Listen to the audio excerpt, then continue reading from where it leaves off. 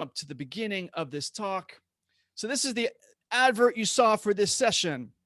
Should be a no surprise beyond how design makes the world. I'm going to talk about good design, gaining influence, etc., etc. So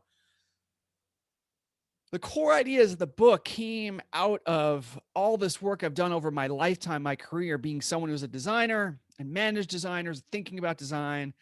I went and read almost 100 books on product design, interaction design, the design of culture, architecture, urban planning, just because I've been curious about it and it's part of what I did as a living. And in reading all those books, I realized that there was one problem that hadn't been solved yet by a book, which was to be a really short, simple introduction to just about anybody to explain why there's so much bad design in the world. And so, as someone who became a writer, I figured this was something that I wanted to try to take on myself. It's also, I think, relevant that I'm an observer of the world, like many of you folks are. My colors window is showing. That's a good thing. Let's see if I can sort out why you are seeing something that I am not seeing. So hold on for 1 second. Let me just jump out of this, pop right back in here.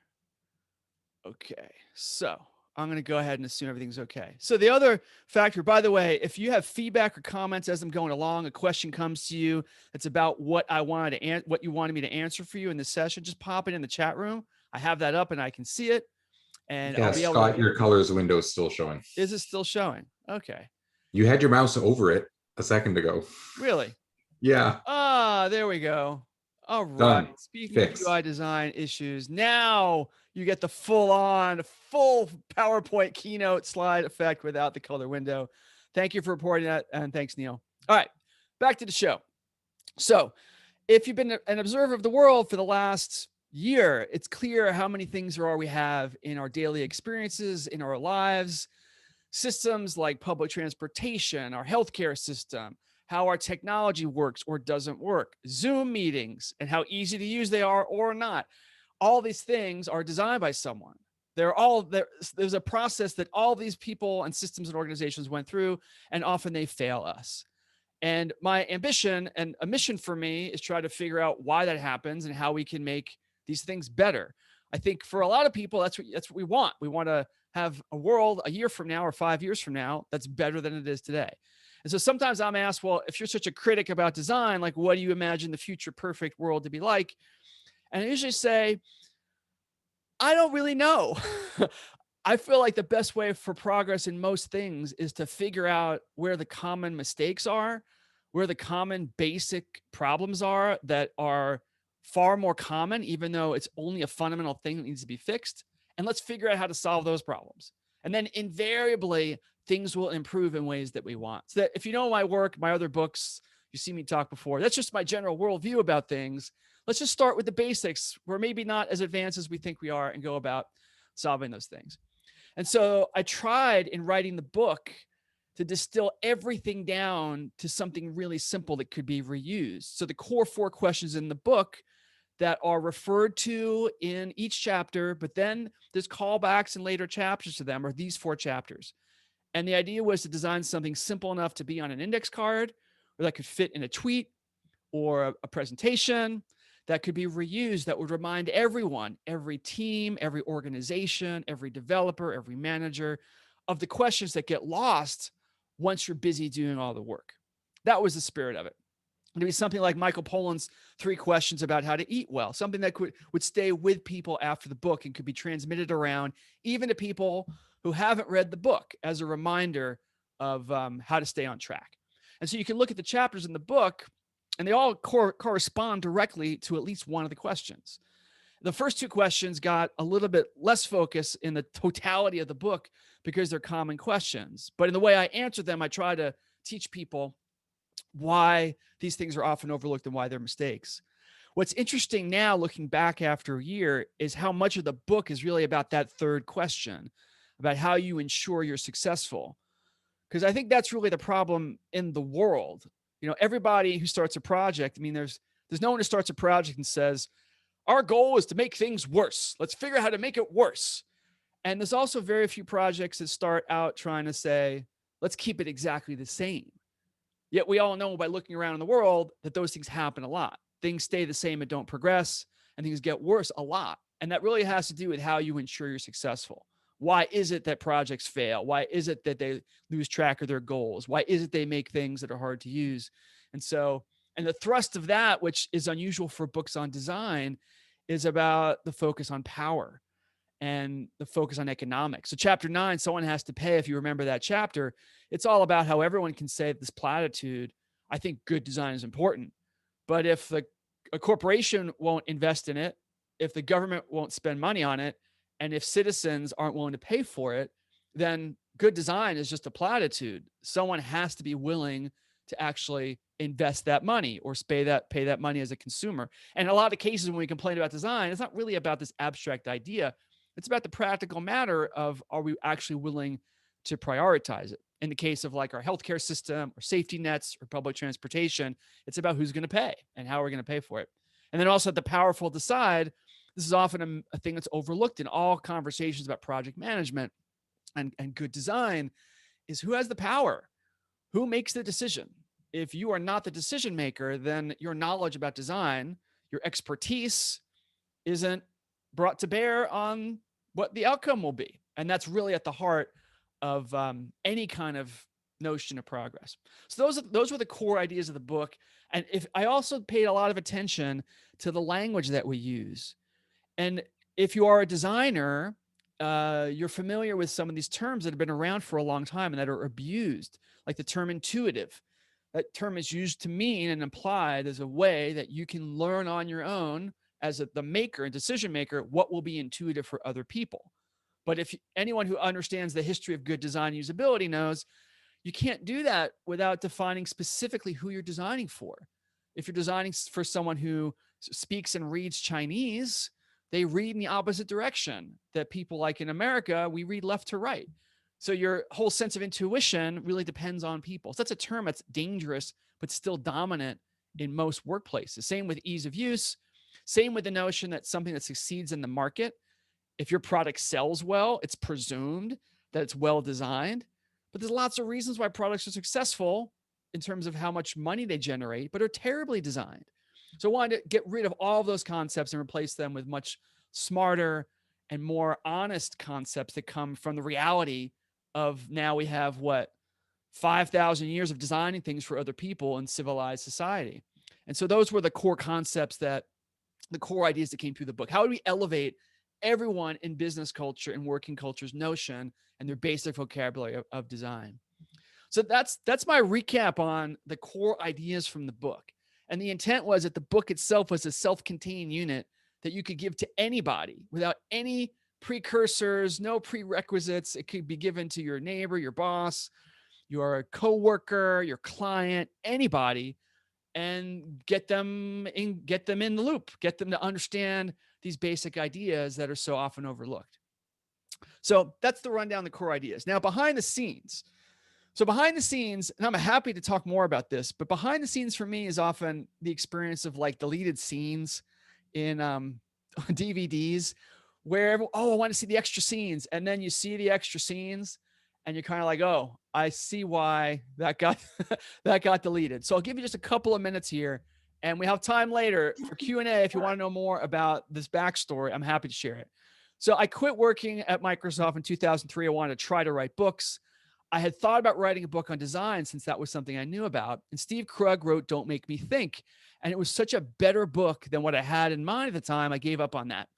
But I didn't want to write a book about something design in the world. So I had the opportunity to go to London with a friend. And the plan was to write a book about the London subway system, and specific, the user experience of it. What was the design of it like, and how did that affect people? Was it easy to use? Was it hard to use?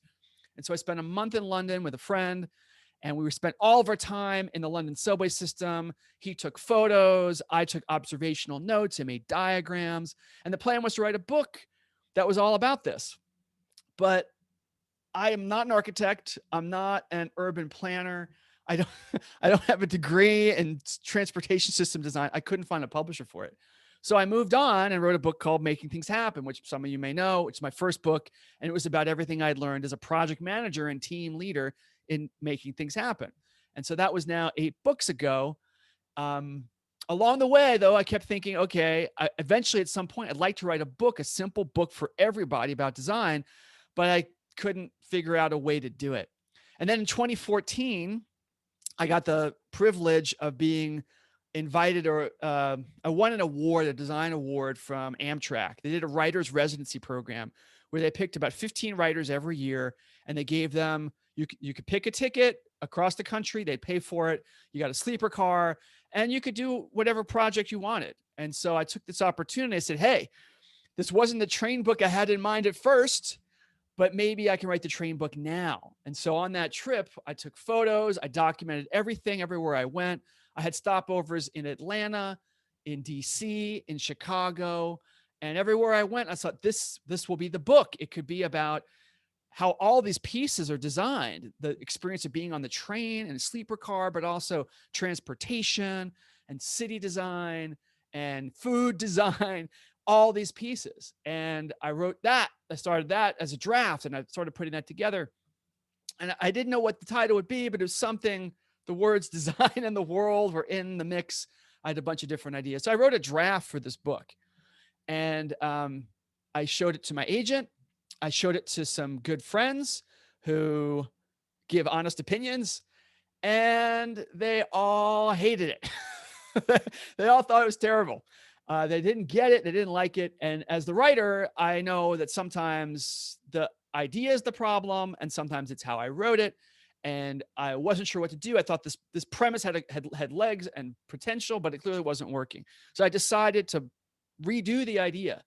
The title, the theme of the book would stay the same. I want to explain good design, but instead of making it about me and this experience, I reverted it back to say, let me make it a third-person book where I'm writing about the world.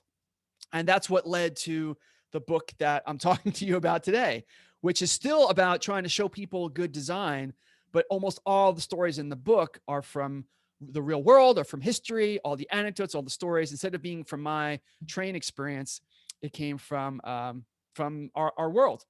So maybe someday I'll eventually be able to finish this book about something to do with me and trains and get it out into the world. But that hasn't happened yet. So that's my behind the scenes story. If you wanted to see more photos from the book and more of those notes, I'm happy to share them somewhere. Maybe it could be a bonus thing, another bonus feature for people who bought the book that I put out on the web. For people who paid for the book, you get to see all that stuff. If you want that, let me know. I'm happy to put that together. Just I'm dubious that this is actually something people really want to see. All right, so now the practical part of my session with you, which is maybe what a lot of you came for.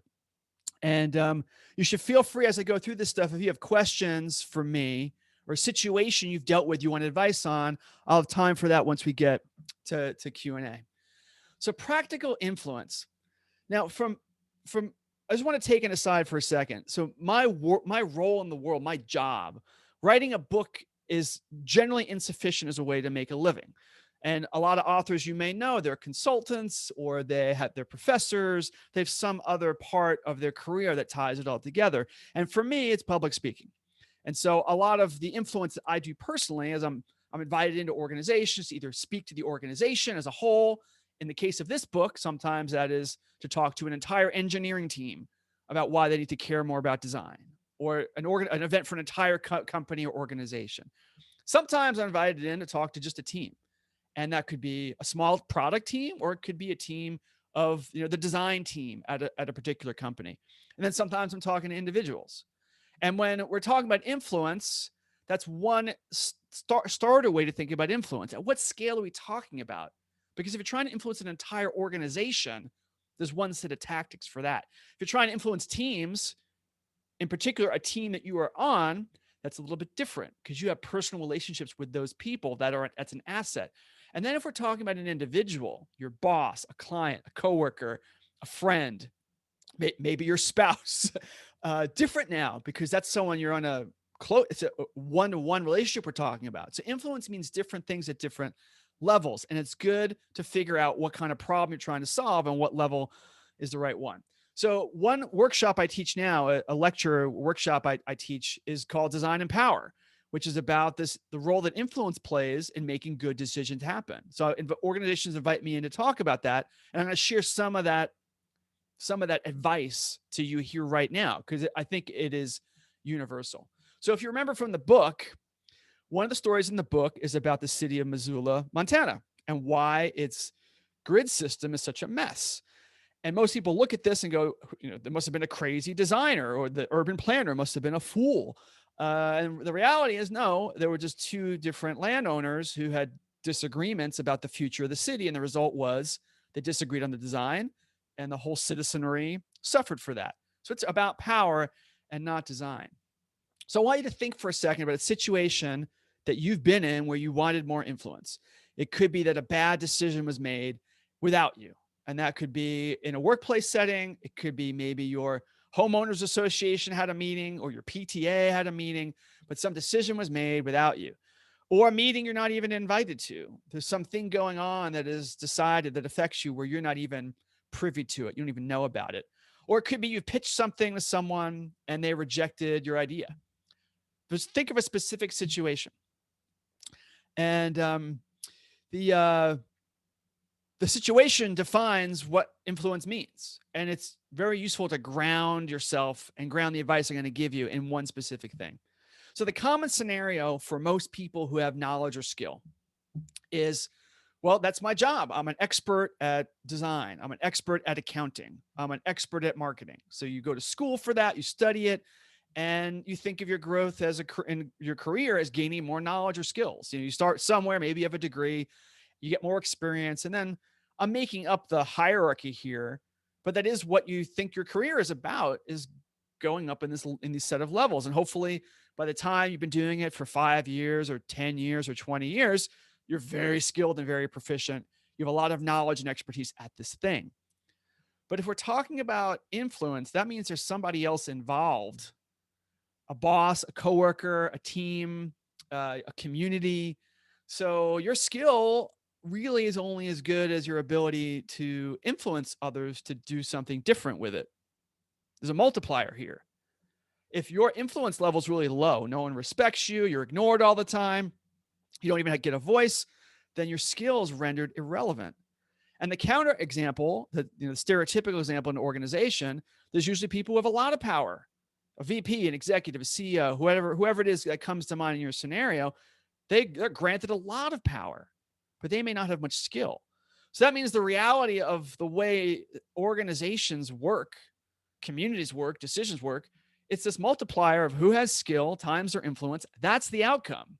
That's what determines the outcome. And the same thing is true for people who have less skill, but a lot of influence. That's also what determines the outcome. And that means then that the lens that we put on what makes good decisions happen, what being an expert is, a valuable expert, has way more to do with influence than we usually want to admit. Most people who are experts like the fact they're experts. They tend to believe people should listen to me because I'm the expert. But that's just not the way human nature works. So you have these multipliers, and being better at influence means recognizing you have a multiplier wherever you are is probably not sufficient to what you want to make happen if you're listening to a talk like mine or complaining about being ignored. And that's the skill you have to grow. Some people say at this point, well, why should I have to? Why should I have to? I'm smart. I am right. Why should I have to? I don't have a good answer for this one. There's a lot of things in the world, if you haven't guessed already, that I don't think are all that great. I think are wrong. But the should word implies there's some other authority who should fix it. And I just don't know who that is most of the time. And appeals to those people sometimes work. They'll admit, oh, I am the powerful person. I should not let this stupid thing happen. But more often than not, they are either unaware or uninformed or don't care enough to change anything. So then it becomes should. Who else is going to do it if not the person who has expertise? So one little tip here to think about is a lot of the time we have big ideas. I want better public transportation. I want everyone in America to be vaccinated by the end of next week. Big, grand ideas, and that's fine. The problem is your level of influence is probably much smaller than that. The amount of trust you have from whoever has power is probably much smaller. And every time you ask a huge request, that is either intimidating or offensive or problematic for people who even maybe want to listen to you, but what you're asking for is well beyond how much they trust you with your opinion. So there's a relative scale you have to get a sensitivity for about how much trust and influence you currently have. You want to spend that on something that will succeed, get that trust, do the thing, and then come back and say, hey, you trusted me on X, see how it worked out great. Now trust me on Y. And that's a relationship process. It's slow. It's not dramatic. You don't see this much in movies or TV shows, but it's the reality for how people who gain influence and are smart and have expertise to actually get results from it, how they develop and build that. Now, the other tip here, which will seem obvious, it will seem just like my first question from the book, what do you want to improve? Of course, everyone understands in the abstract about persuasion and influence, but you have to think also about who has the trust and power that you want. That's an ally of yours. Maybe you can borrow their power. A lot of experts fall into the trap of, I'm going to go as myself as the expert, go to the person in power and say, you should change this, and expect them, oh yeah, right, we should go change that. But you're just one person. If instead you go to the person who's the decision maker with an ally from a different point of view than yours, the simplest case being you're a designer and you want more resources for design prototyping, for you to make that request is one thing. To get an engineer to do it with you is another. Now, there's two different perspectives that are aligning about this need. Someone who's a decision maker has to have more respect for that than just one, or three, the marketing person too. Now the conversation is very different.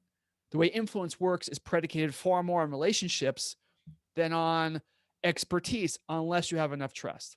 And then, of course, the last case, maybe you have a powerful ally who just on their own, getting their support will help win the day. And that's great if you have that person. But usually the way you get that person is by that loop of building trust with someone who then moves into a position of power and then is able to lend that power to you. This is stuff I've written about before. The notion, the scenario of trying to convince your boss to do something different, I think is a universal one.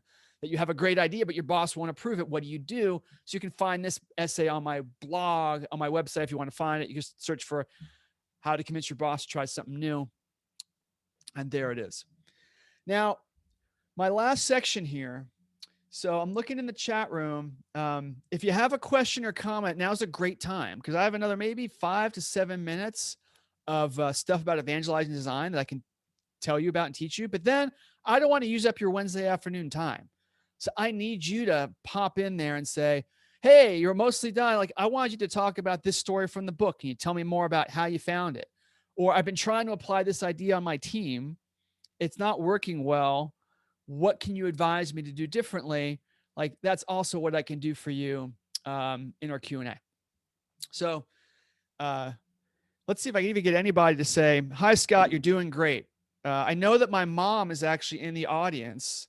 So maybe I get my mom in the chat room to say, hi, Scott, you're doing great. You're my favorite child. Let's see if I can get her to do that. Okay. I got another one. It's not my mom, though, as far as I know. Maybe there's a second story here. Maybe my mom has an alias she hasn't told me about. Hey, there she is. Hi, Scott. Oh, she sent it to me privately, so you can't see that. But she did say, hi, Scott, you're doing great. Steve Garfield, hey, I'm doing great. All right, good. So you're still alive. You're paying attention. That's really all I wanted to make sure of.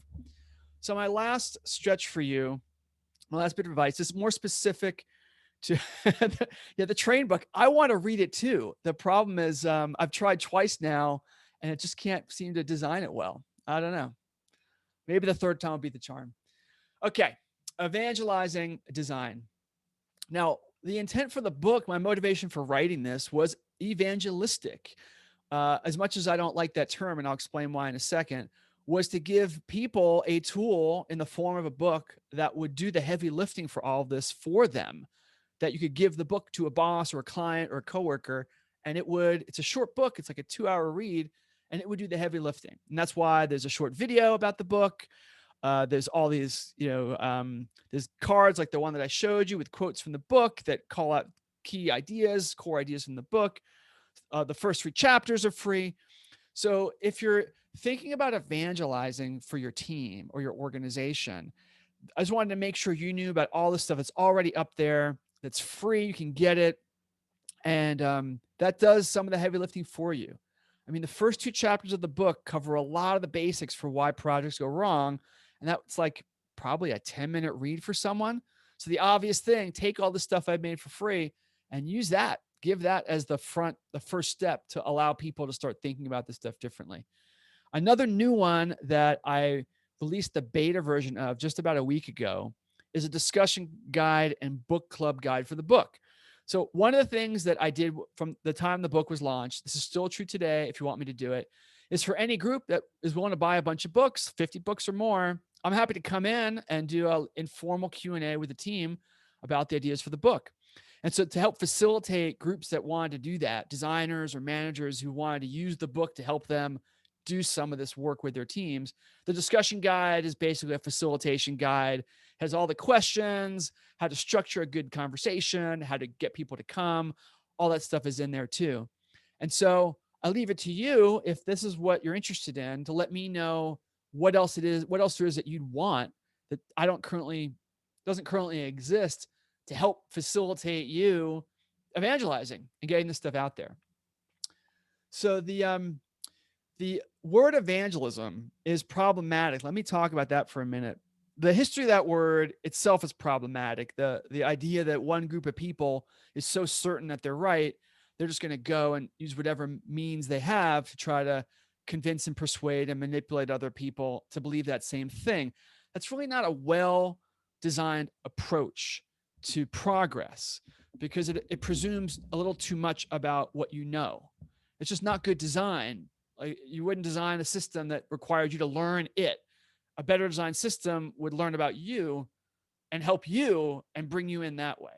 So the term that I prefer is design ambassadorship. Design ambassadorship. It's a mouthful, I know, and I offer that term primarily for its conceptual value. An ambassador, unlike an evangelist, learns about the culture they're trying to convince. Before they go, I'm going to tell them how wrong they are and how stupid they are, they're going to go, wait a second. Let me take a step back. What is this culture about that I'm trying to convince? What do they value? This decision maker, what are their goals for this year? What do they care about? What did they say about their last decision? What can I learn about their context, their language, their goals, their priorities? What can I learn? So as an ambassador, I can use my knowledge about that culture to be effective in that culture. To be an ambassador means that you have some appreciation for who you're trying to convince. You're not belittling them necessarily, but you are trying to become informed because you know it's going to make you more effective. Ambassadors, we tend to, an ambassador, that's just sort of like an ineffective person. No, ambassadors have agendas. They're sent to foreign countries. They're sent to other organizations with an agenda to try to persuade that group of people to do something different. They just go about it in a way that's very different from evangelism. And that's by far the most effective thing I have experienced and that I've seen, is that you have to be someone that people want to talk to more. They want to earn your trust, you've earned their trust enough that when you come with a recommendation, you're like, yeah, in the past, everything you've told me has been helpful. So now you're coming to me with this new thing. Okay, yeah, I'm going to trust you a little bit more this time. And that concept then is about relationship building. It's about recognizing this will probably be an ongoing thing you have to do, rather than a singular moment as the expert who is smarter to instantly convince someone with a different worldview and a different agenda to radically change how they go about making decisions. That's a really hubristic, arrogant assumption. And I think part of why we have that assumption is from movies and TV. That's what we see the charismatic lead characters do. They walk in the room, it's hostile, they say something eloquent and charismatic, the music swells, then cut to the next scene and like the thing is happening, this never happened. This is not the way people work. And when you are pitched to, or someone evangelizes to you or tries to sell you, I'm sure you resist it for the same ways I'm describing. So ambassadorship means something a little more smart, a little more thoughtful, and a little more patient. That's the way that progress around these things tends to happen. there's three different ways to think about this when you're thinking about your culture, your organization. Let's say you're a designer, you work in an organization that's not that smart about design, doesn't get it, doesn't get the basics, and you want to change that. You could replace the word design with almost anything, but I'm going to use the example of design. The natural thing to want to do is to reach as many people as possible.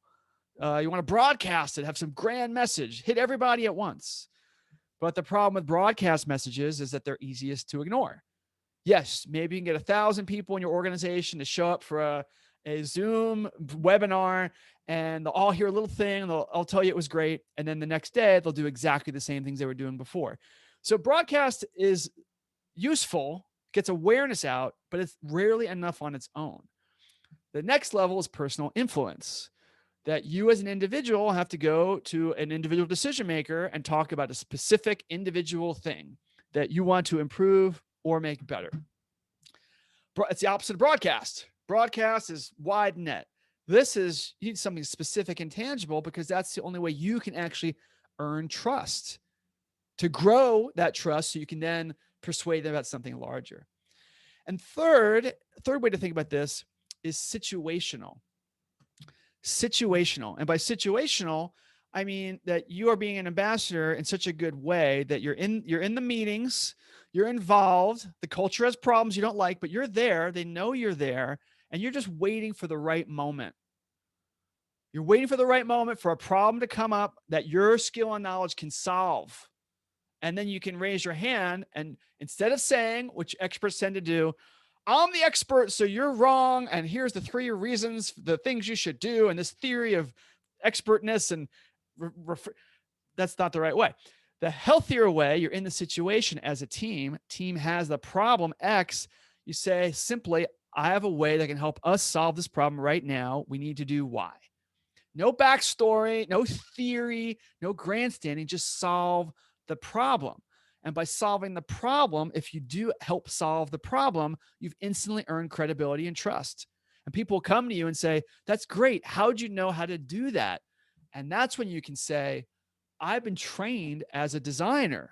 I've been trained for situations like this to understand customers better, to make better prototypes that we can learn from, to make good decisions. I've been trained to do that. And they're coming to you and asking for more about how your knowledge works and what else you can recommend. That's the right way. That's the smarter way. That's just not the way that we usually see in movies and other things. So that to me is design ambassadorship, is recognizing this smarter, more psychologically savvy, culturally savvy way to go about influencing people. Now, I wrote another short guide, which will grow into be a deeper bonus material that has a lot more value than it currently does. Right now, it's a simple 10-step process.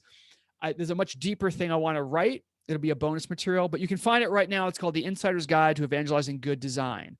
And it walks you through a lot of what I just did in a more detailed way. So if that's the problem you're trying to solve, that's why you came here, go find that. It's better than what I'm giving to you right now. I'm just giving you a quick summary and explaining how to go about doing that. All right.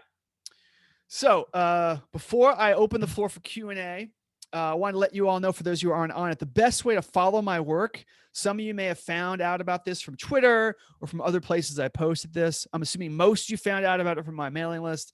That's the best way to get updates about new bonus materials, new free events like this, which, depending on your feedback on it, I may do something like this for my other books, to do a Beyond the Book session where I can give you more value for being a supporter of my work and answer questions about public speaking or project management or innovation or remote work, trying to remember through all the books I've written. But I'm happy to do that stuff if there's interest. I did this today as an experiment. And if you want to find out more, this is the best way to follow along. And so that leads us to Q&A. So it's now 12:37. We have about 20 plus minutes. If you want to, it's your turn to direct me towards your situation, what you got out of the book and what you want, what more you'd like to get, or a question you have about how the book came to be, the core issues. It's really all up to you. So I'm going to hop into the chat room right now and take a look and see what questions I've got there so far. But you're free to add more once I get going. But I want to thank you all for tuning in at least and saying hi and being here and making me look good in front of my mom by having a crowd of about 50 people here. So I thank you all for coming and for supporting my work. So let's dig in to the questions. All right. From Tyler Gilbert. Any advice on when speed to market trumps affording time to get the product from good to great? This is a classic question in innovation theory and product theory. And I can tell you why it's a classic question. There's no perfect answer to this. There are so many factors involved in why one product or one idea in one moment is successful or not. And so sometimes, let me get back to your question just to see, make sure I get it exactly right. Sometimes speed to market is the way to go. If the landscape is pretty clear, there's some opportunity that you're aware of that you think has a short lifespan of being an advantage, and you want to take advantage on that while you can, then releasing something small, it's a MVP, has very basic features, but addresses a key need quickly, can be the way to go. Historically, when you look at the history of products and startups and launches, by far, the cumulative total advantage seems to be towards larger, slower movers. They have more assets and more resources, and they're able to eventually catch up and use those assets and resources to at least win in the marketplace. If by nothing else, by having the resources to basically force an acquisition, to corner a small startup in such a fashion that they recognize their future growth is going to be limited, they're much better off becoming wealthy, but selling their company. And so the Microsofts, the Oracles, now the Googles and the Facebooks are acquisition machines, in part because of the massive wealth they have and how hard it is as an independent to continue. And yeah, so that's my answer to that one. I think I would need to know more about your specific situation to advise. And anyone who gives a grand answer to that is denying the history. There's just too many factors for that. Sure. Well, I think another wrinkle is that I'm an industrial designer focused on physical product, so I can't push an update to our product that's out in the world. So that is true. Thank you for clarifying that. That's a whole different set of constraints when we're talking about physical products rather than just your fixed costs are so much higher than for the software world in general. But thanks for the question. Rod asked me about what I learned from the London subway system. Well, what did I learn? I found it fascinating in this basic idea that most designers are taught, that observation of everything is fascinating. Like, you think you know something, but then if you go anywhere and watch any group of people do anything, and you're committed to sitting there for like an hour or 2 hours, and which seems an enormous amount of time today, and just watch, like, human nature is fascinating. So one of the notes I would take, I'd sit by like a particular turnstile area, and I would just note how many people came by every hour, little charts and little graphs. I noticed the shape that the crowds would make as they were funneling in, and how it always made like these parabolic shapes without anyone being told to do it. Just the natural. So there are all these little things that you observe. And I think that's the meta lesson I got out of that project, that whenever you think you know your product or your community, whenever you think you know anything, commit yourself to sit down somewhere for an hour or two and just watch. And I guarantee you'll be surprised by something. And that's a universal lesson as we become experts. Oh, I know about that. Oh, I've done that 100 times. Yeah, in the aggregate. But for a specific thing you're trying to understand better, you will always learn something by going and watching it in the small. And I haven't done this in a while. I don't design that much anymore. I'm writing books, and it's harder to watch readers read books. But I try to do things like this, where I'm at least doing these other experiments with people who are interested in my work, to hear new things and learn new challenges or questions to help me rethink what I should do next. Okay, let's see. Hannah's got a question.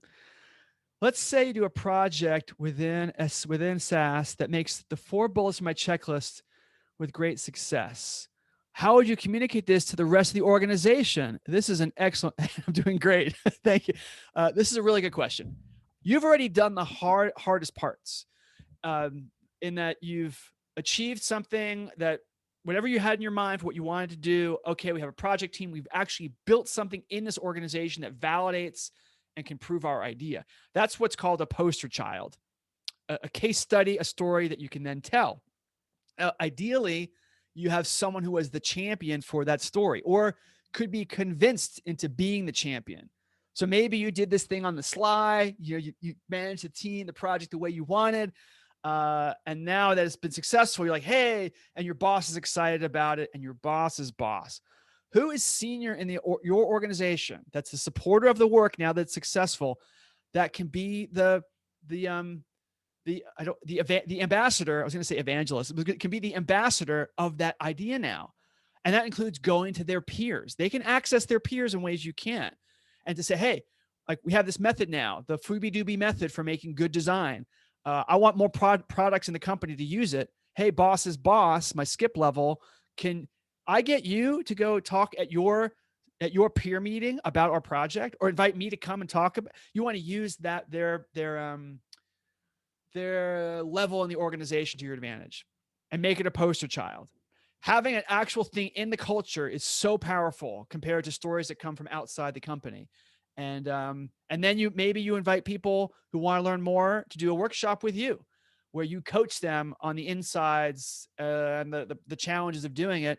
And now you have a mailing list with all the people who self-selected to want to learn more. And you give them tools, they can do presentations, and now you've built a subculture in the organization. That'd be my advice. And that's time tested. It's been done in many places, but it's like a grassroots organization with help from senior management at using your poster child to get more attention for it.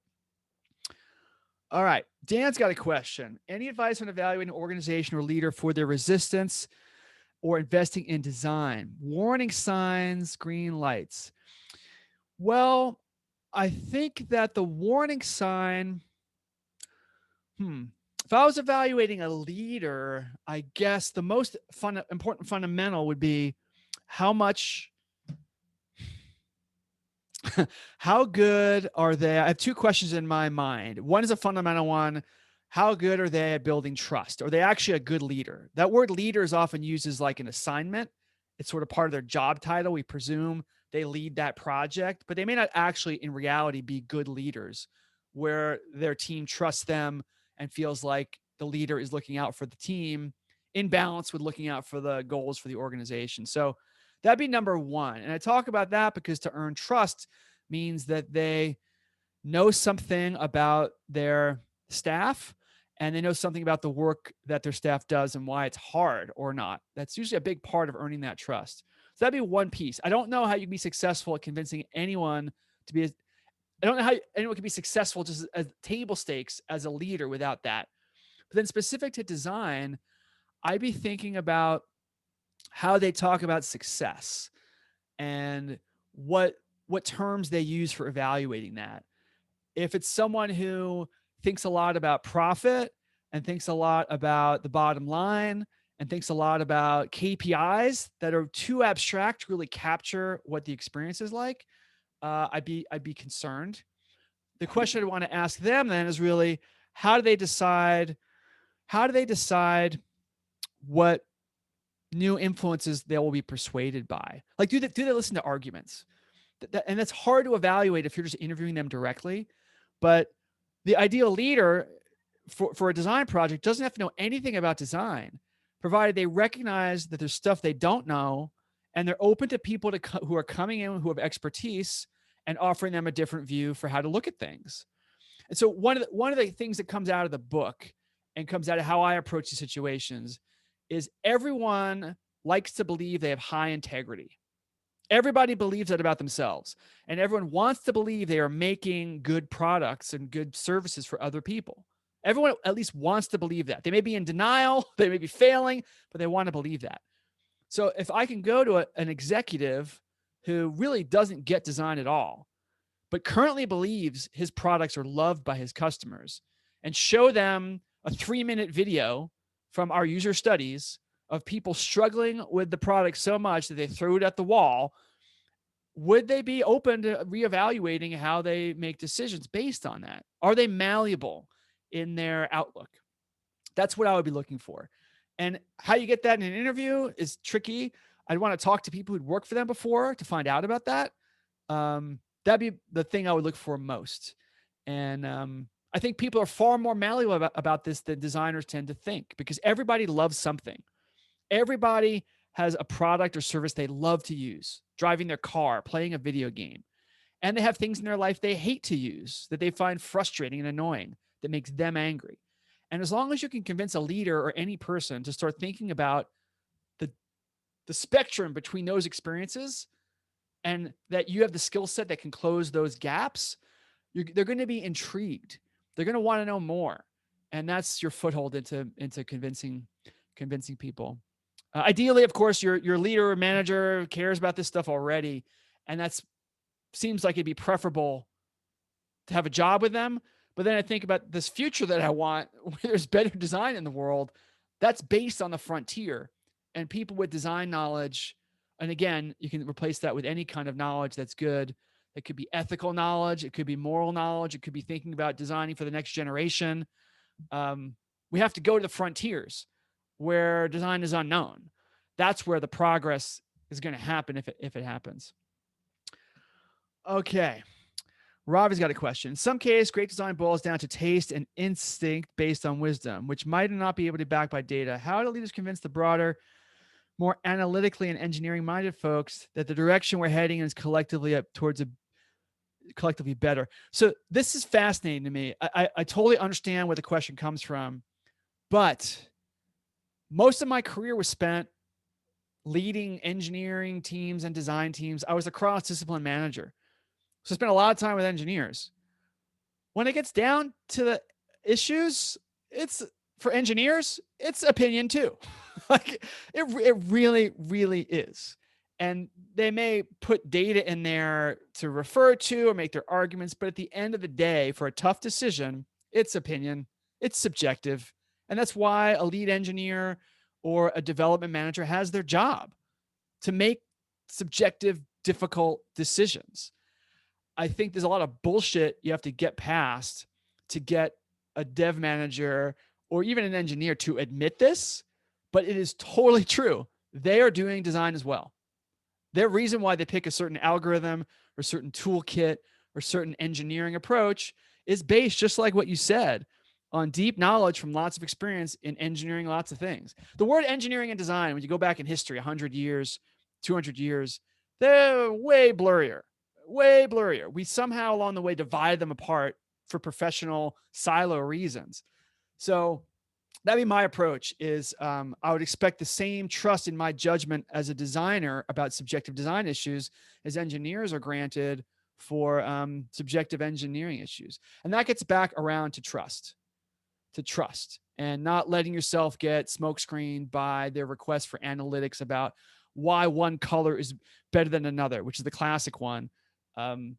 Ask an engineer to literally prove why one language is better than another, or one toolkit is better than another. They'll go to Reddit. You'll find 100, 500 comment long threads arguing these engineering things that seem so logical, but are in fact highly, highly subjective. Okay. Here's a question. Let's see. Donna's saying, I missed a few questions. I may have okay. Michelle, yes, I did. Thank you, Donna, for reminding me. I have a question about journaling and how that helps for design. I teach innovation, and it's hard to get students to use journaling to see the benefits. Wow. That's a great thing you are trying to do. I'm sorry. Go ahead. Yeah. Scott, I've used your material for years in the class and for my students, and I teach in a junior college. So, but just journaling, it's hard to get the students to do it. And I use your book, The Dance of the Possible. Hey. I even bought it for all my students because it's a small, book. But the people that journal, and we do everything online, they're unbelievable. But how do you get beyond the privacy issue? Because I want to share some of these, but the privacy issue comes in. Yeah. Thank you for using the book and asking the question, by the way. I think it's great that you're doing this assignment. My first thought when you in the question though was like, how do you get students to do anything? I know. I'm amazed you've been able to get them to do anything at all. Cause I remember what I was like as a student.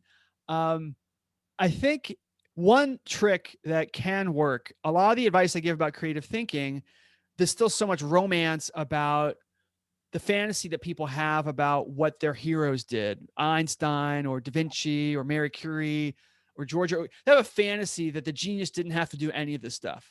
They didn't need to journal. They didn't need to brainstorm. They were just so smart. And that you asking them or telling them to do this stuff is somehow betraying their creativity. So the trick I would try is I would show them a segment of whatever their sensibility is about, whoever their heroes are, segments of those journals to say, this is like the first thing that came to mind for me, which may have zero value for your students in this generation, was Van Gogh. Van Gogh's diaries and letters are so good. They're just so, like for anybody to read. They're so good. You can take a page out of that, and the way he was thinking about his work and what he wanted to do with his ideas is just so good. And if I had to convince someone, I might start there. Although the problem there you have is they're really good. He's a great writer. So it's a little intimidating. Yeah. I know I took a class in college my freshman year where journaling was required for that. This is 1991. So the privacy issue didn't really come up, but we had a hand in the journal. And he let us know that he was primarily, what he wanted from us was just quantity. He just wanted to see that we had, at least an entry every day or two. He wasn't going to read it. It was just, he wanted us to have the habit and experience having that habit so we could look back on it. And so the grade for that, it was 20% of our grade. And it was just, did he think you put some effort in? And that made me feel comfortable that it didn't matter that much. And it was more about the habit than about what was in it. Yeah. So thanks, Scott. But like maybe Beyonce has a journal she's posted. It's like I would find some example that makes it like, oh, this hero of mine did this too. Okay, I should give it a try then. That'd be the first thing I would try. But I'm not on the front lines like you, so I don't know if that'll work. But I'd try it. Thanks. Thank you. You're welcome. Could I offer a kind of add on to that Yeah. possibly? So first off, hi, and hi, Michelle. So the design, for years, part of the design education curriculum that I was a part of in college was very much on journaling, and they focused on the extrinsic reward side of it, like what Scott was saying. They literally told us, like, we don't really care what you're journaling about, like make sure it's about something, but we're grading you on quantity. And that's not always the best approach anyway, but it certainly resulted in people just being like, well, okay, I got to write something down. And it was on quantity and on diversity of which tools we did. They didn't just want like mind map after mind map after mind map. So it was kind of quantity plus diversity of thought tools being used, and that got folks into the habit. Good, thank you. Okay, so let's see. Question about, thank you for the comment about Dance the Possible. Yeah, that's a lovely short little book. Let's see, about the dip. Every change before it gets better, there will surely be some time things get worse, slower, messier. Having trust in buying for the change. How do you keep momentum up when the results are not positive yet? Well, there's certain problems as a leader that are gonna suck. There's just no way that you're gonna, you're looking at the horizon. We have this project. It's got this there's gonna be a rough patch in here. I know it's gonna be rough. And so what you do then is you are, for the key people on your team who can handle it, you're gonna pull them aside early and say, look, this is a 3-month project. I guarantee you, in weeks 5 to 6, we're going to be confused. We're going to feel uncertain, and it's going to be bad. Morale is going to be low. I'm telling you that now. I'm prepared for it as much as I can be, but I'm just letting you know. Right now, it's great. We're having fun. But 5 weeks from now, I may knock on your door or give you a Zoom call and say, hey, like things are bad right now. I know it. You know it. Like, I think we'll get through it. I just want to check in. You need to set the tone expectation for your team that this is just part of the process, that there's no project that did challenging work where this didn't happen to some degree. It's the nature of design. It's the nature of innovation. It's the nature of doing something new. If your project team had the goal of keeping everything the same, you'd do great. This wouldn't happen. But if you're changing stuff, you have these pockets. So the best advice I can have is that you as a leader have to expect that. And as much as you can, prep your team for that.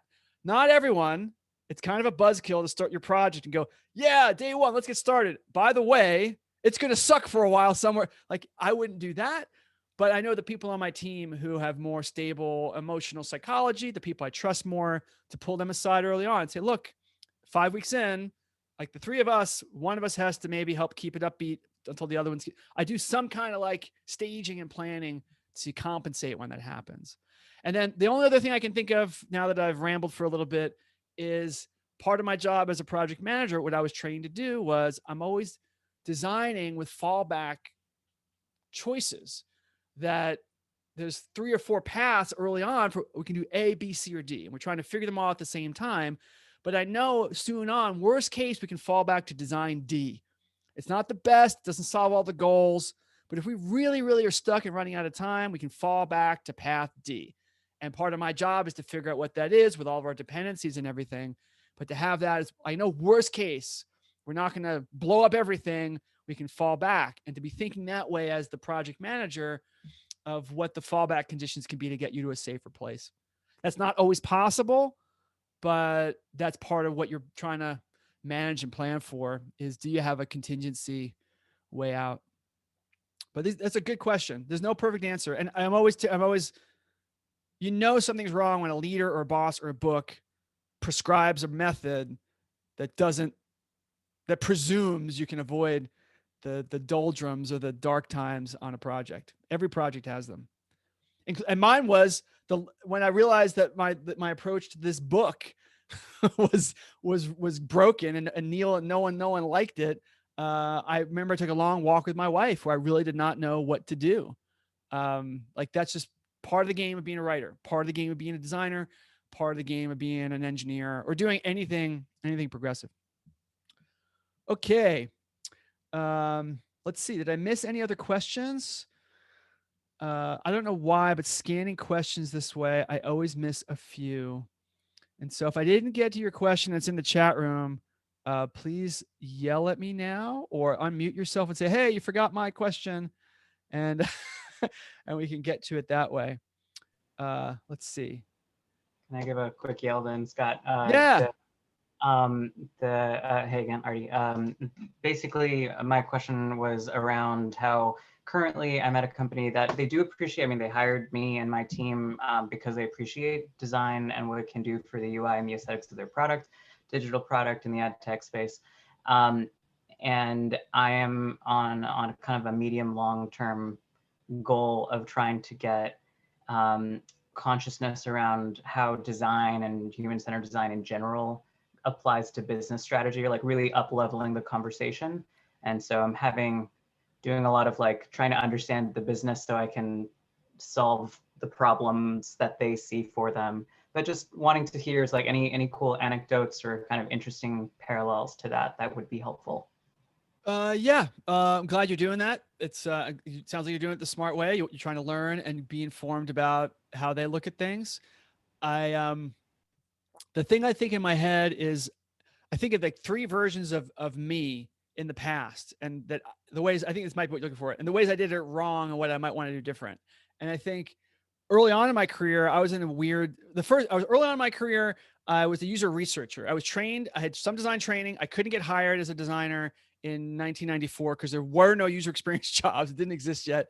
But I was a researcher, and I just got frustrated by being the consultant all the time, being the advisor. And I saw 2 paths. I could either learn how to be a better advisor, or I could just try to become the decision maker.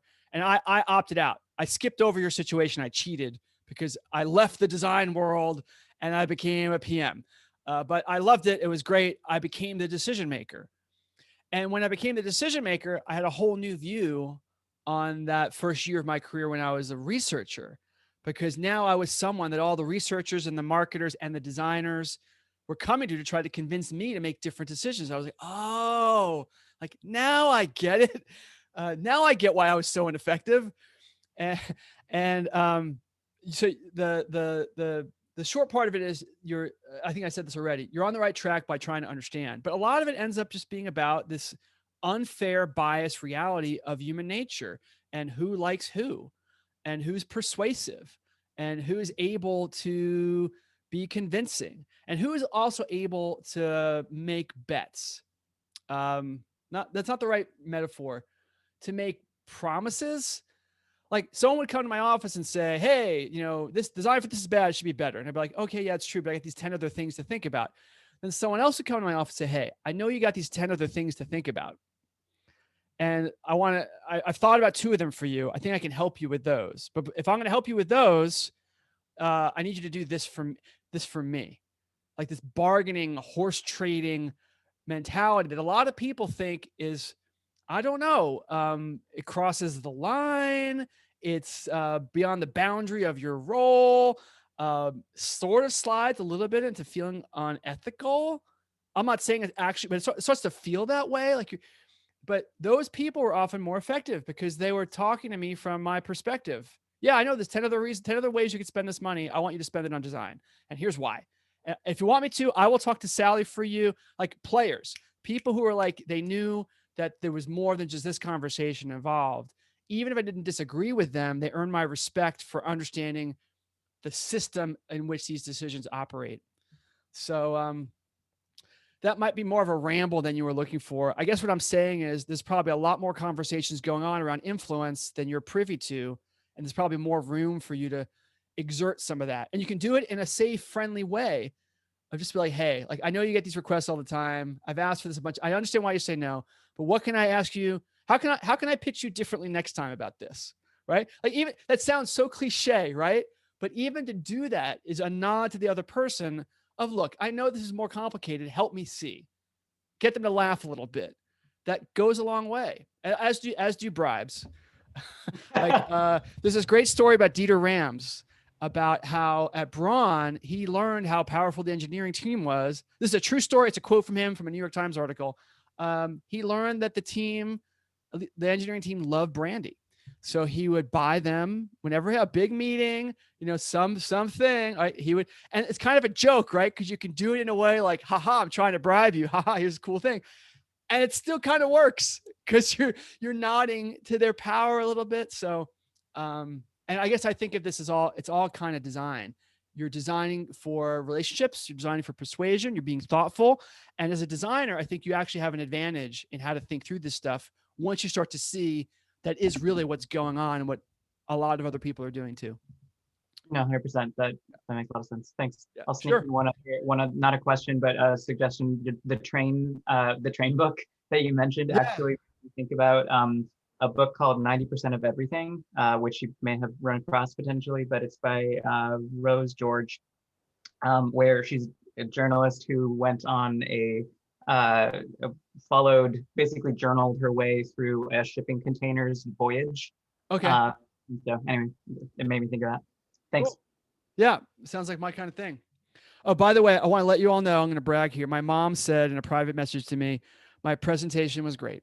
So I win for the day. My mom says I did a great job. So I will pay you all later for showing up to my phony session just to get a compliment from my mom.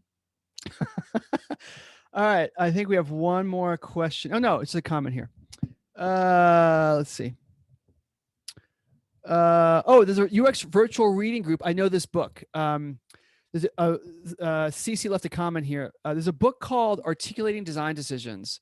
And I know this book, the whole intent of this book is in line with some of what I've shared with you. But apparently there's a free session at the link he posted there. There's a meetup where they're going to talk about that book. And I would recommend it. I have not read the whole book, but I know Tom a bit and I know what the book is about. And it's very practical. How do you explain this stuff to people who are not? How do you explain your expertise to people who don't share it? So it is now, we are over time. I'm so sorry. I did this once before. I'm so sorry. It's now 1:08. So thank you all for staying over time. And if you still had a question or thought, there's still a few here I didn't get to, shoot me an email. You can find on my website, scottberkin.com. Now, since you are here, you have other suggestions for me on bonus materials or stuff I can do to help you evangelize good design, you should definitely let me know. But thanks for sharing your Wednesday afternoon with me. And I hope to see you on the list. And maybe I'll do one of these again for the other books. And I'll see you there. Cool. All right, folks. See ya.